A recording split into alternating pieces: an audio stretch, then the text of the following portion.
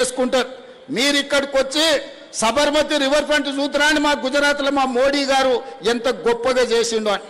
అయ్యా మాకేం అభ్యంతరం లేదు, మోడీ గారు సబర్మతి రివర్ ఫ్రంట్ చేయొచ్చు, ఢిల్లీ ప్రభుత్వం యమునా రివర్ ఫ్రంట్ చేయొచ్చు, యోగి ఆదిత్యనాథ్ దాస్ మీకు గంగా నది చేయొచ్చు. సంతోషం, మీరు బాగా చేసుకున్నారు. మరి మేము మూసీ నది ప్రక్షాళన చేసుకోవద్దా అని నేను అడుగుతున్నా. ఇవాళ అడ్డం పడుతున్న వాళ్ళని.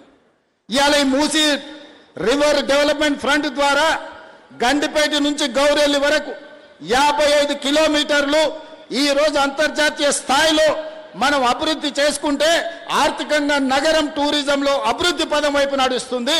యువతకు ఉద్యోగ ఉపాధి అవకాశాలు వస్తాయి. మీరు కూడా ఉప్పల్ మూసీ పక్కన ఉన్నామంటే ఒక రివర్ ఫ్రంట్, న్యూయార్క్ న్యూజెర్సీ మధ్యలో హడ్సన్ రివర్ ఫ్రంట్ దగ్గర ఒక్కొక్క అపార్ట్మెంట్ 100 కోట్ల విలువ ఉన్నది. ఇవాళ మురికున్నందుకే ఈ భూమిలో విలువ లేదు కదా, ఇవాళ మురికున్నందుకే ఇక్కడ ప్రజలు నివసిస్తలేరు కదా. ఇవాళ ఈ మురికి నల్గొండ జిల్లా ప్రజలకు ఈరోజు కాలుష్యమై కాటేస్తుంటే నల్గొండ ప్రజల పట్ల కనికరం చూపించాల్సిన బాధ్యత ఈ ప్రభుత్వానికి లేదా? నల్గొండ జిల్లాలో ఆలేరు భువనగిరి ఆ ప్రాంతానికి వెళ్తే కొత్తగా పెళ్లిళ్ళైన ఆడపిల్లల్ని మగపిల్లల్ని ఊరు నుంచి పట్టణానికి పంపిస్తారు. ఇక్కడ ఉంటే ప్రెగ్నెన్సీ ప్రాబ్లం ఉన్నది, కలుషితమైన నీళ్లు తాగినా ఇక్కడ పండించిన పంట తిన్నా కడుపు కోతకు గురవుతారని చెప్పి ఈరోజు అక్కడ ఉండే తల్లులు తమ బిడ్డల్ని పట్నం పంపిస్తారు. అంత దుర్భరమైన పరిస్థితి.